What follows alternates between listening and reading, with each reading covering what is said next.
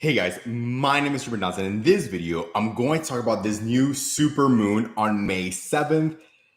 And these energies can be really intense, but it's really, really great because we are at the juxtaposition of purging so much of the old, so much of that has consumed us, weighed us down since ever since we can remember, right? It's about finally shedding and transmuting so much of our past fears. We're also seeing different timelines really come into play. And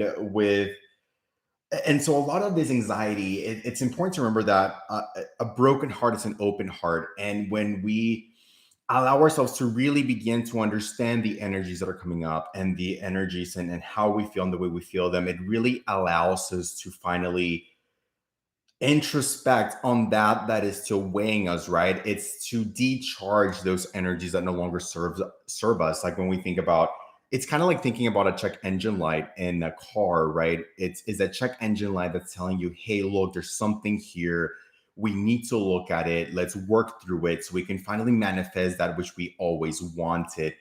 A lot of this time can also be about finally taking that leap of faith into yourself. And I've always said, and it kind of came to be in a channeled message, but when you take a leap of faith, you're really taking a leap of faith into yourself, right? You are letting yourself be guided and to follow. And that if you follow that which you desire most in your heart, and you go through with it, that you will be taken care of. And that's really what faith is. It's allowing yourself to feel and tune in to that which you desire most so that you can finally begin to manifest it, right? So in this time, as these energies are so intense, it also allows us to kind of go and look at the records and the library of our mind and look into that which no longer serves us, but also in contrast to that which we've always wanted, and to be able to really discern between the two and to be able to tune in into that which we desire most. And then when we think about imagination or desire, all of those are really just channelings from the higher vibrational realms. That is what imagination is. Everything was created twice, once in your imagination, once in real life. And when we're able to feel the depths of a lot of the feelings that are coming up, good and bad, it really allows us to discern what it is that we really truly want. Something that I find really beneficial during this time is to kind of remaster my environment, to kind of begin to, every next level of your life demands a different you, and we only see the world through our level of perception. So when we look into readjusting and maybe painting, doing some feng shui, readjusting a lot of the world around us in our everyday life, and even getting rid or donating that which you don't necessarily use, right? And we also think about donation and getting rid of things of, even things that we once upon a time loved. It's okay to give them up so that other people can enjoy those same experience we had with those things, and to make room for new things and for a new vibration, a new frequency. And it also allows us to, as within so without, to let go of certain emotions that no longer serve us. So it's kind of like doing, even whenever it's hard to let go emotionally, mentally, spiritually, it can be easier to just remaster your environment, to donate things. And in that, you're going through the process without, kind of like alchemy, of then setting a precursor to let those things go within. So really allowing yourself to just let it go, right? When we think about this system and we think about, the way the world works in this matrix paradigm, everything is kind of cyclical, right?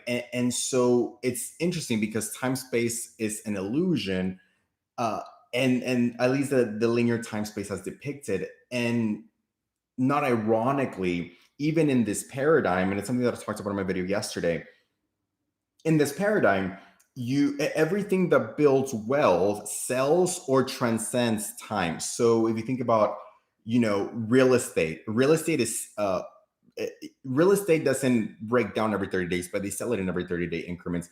Prescription drugs are sold in 30-day increments. Art transcends time. Art is timeless. Picasso, all of those things, they are outside of the confines of time, space, and motion. movies, residuals, music, all of those things that really build wealth are outside of the confines of time, right? So when we let go of things that really no longer serve us, it allows us to break out of those attachment patterns and let go of things that once upon a time maybe resonated with us so that we can begin the process of breaking out of those cycles. Even wardrobe, right? Wardrobe can be seen as cyclical. You put it away for the winter, you bring it out, for the summer. And it's that kind of thing that can help us really let go of that which no longer serves us, and it can be the initial first steps. And also, when you think about even just decluttering your apartment, your room, your environment, it really sets the tone for the clarity in your mind, right? It goes back to as within, so without. I've always been not dirty, but messy, right? So I'll know that, like, oh yeah, my credit card is under the bed over here, right? And it's about finally, bringing order into a lot of us that have a natural predisposition to being, more spiritual, and also quote unquote ADHD, attend to different higher dimensions. And it's about beginning to anchor into this paradigm, right? So it's about merging order with the free flowness of spirit, and to really manifest in this incarnation, to manifest as spiritual beings having human experience, or how I always like to say it as it came to me, unconditional love, remembering itself through this human experience by the power of contrast, and then therefore discernment, and then therefore sacrificing one or the other, ultimately being a sacrifice of free will, and then going to remembrance, right? That's the hero's journey of our ascension in this paradigm. And that can really be seen in, the way we navigate and discern, and then also let go of that which no longer serves us. And letting go is so important to transcend this these cycles, right? And like I said, this matrix is very cyclical, so letting go of those things can really help that. Another thing that is coming up a lot in this energy is uncertainty of what you're going to do next.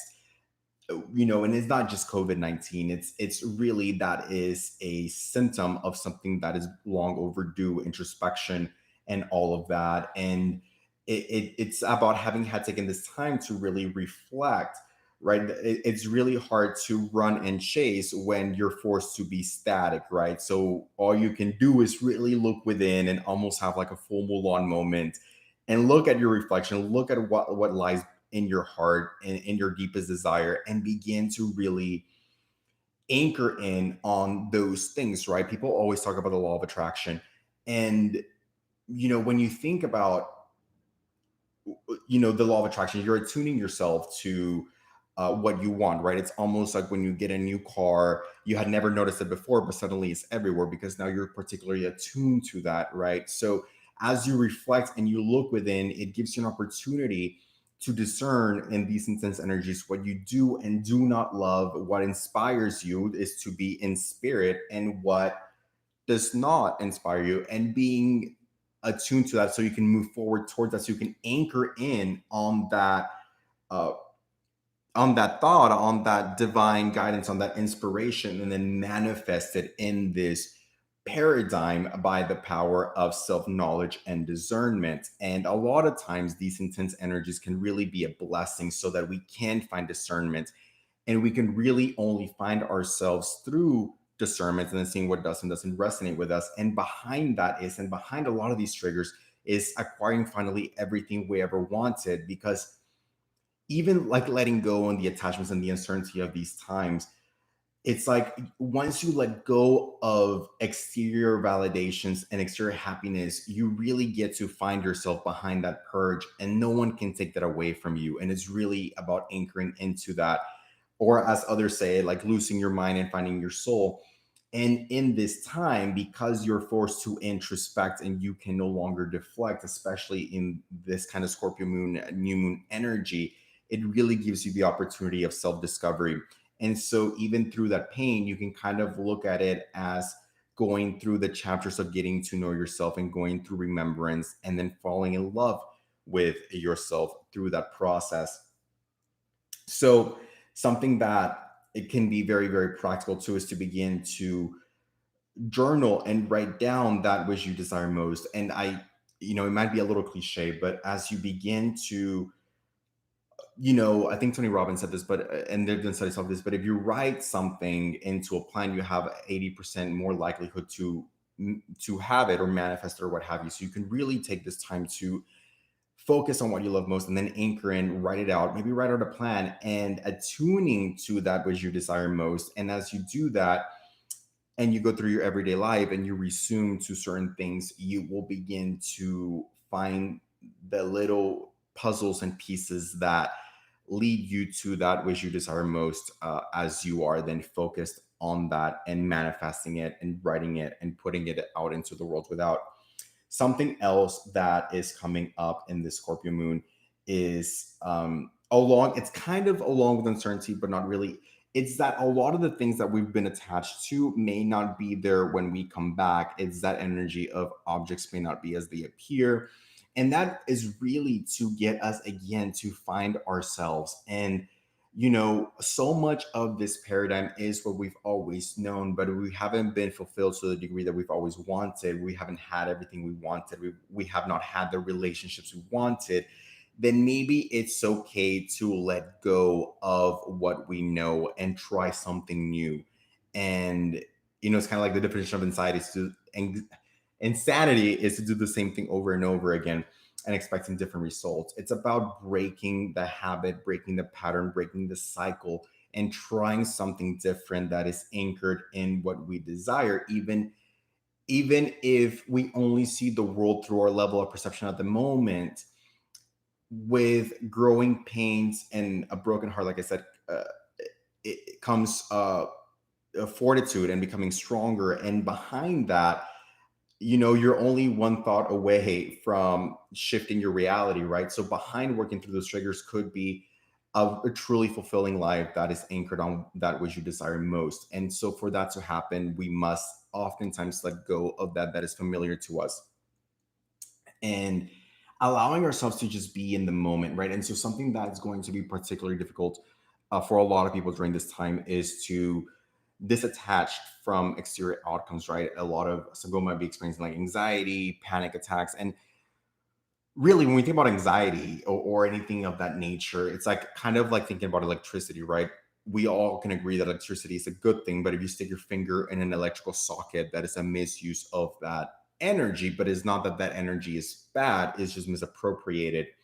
And so when we think about those things, anxiety and stuff like that, it's about purging that no longer really serves us, and and through alchemy, remaster that passion into our desire, right? Which that's why I'm suggesting that it goes in tandem with writing out what that you desire most, so then you can recalibrate or attune yourself to possibly recalibrate that energy into sprinting forward action. And it's also important not to be impulsive or reactive during this time. This is the best time. It's almost like our whole life has led us to this moment. This is the best time to move from being reactive into being proactive. And what that means is that you are planning out, and again, we have to be very mindful of, a lot of people say you have one foot in the past, one foot in the future. You're peeing on the present, right? So it's important to be mindful and attuning to that which we desire most while simultaneously being present, right? But with that, it's important to also work through those triggers so that we can sprint forward with that energy and those triggers or that anxiety into a plan, into action, and we can be proactive by writing out what we might desire most, or at least begin to really dive through the library of that which gave us joy. And then when we experience maybe moments of anxiety during this time, to go back and circle on that which you desire most, and then try to take the current circumstance, understand that it's not happening to you, it's happening for you, and see what is being mirrored back and what is happening to you at the moment of these intense emotions of the supermoon.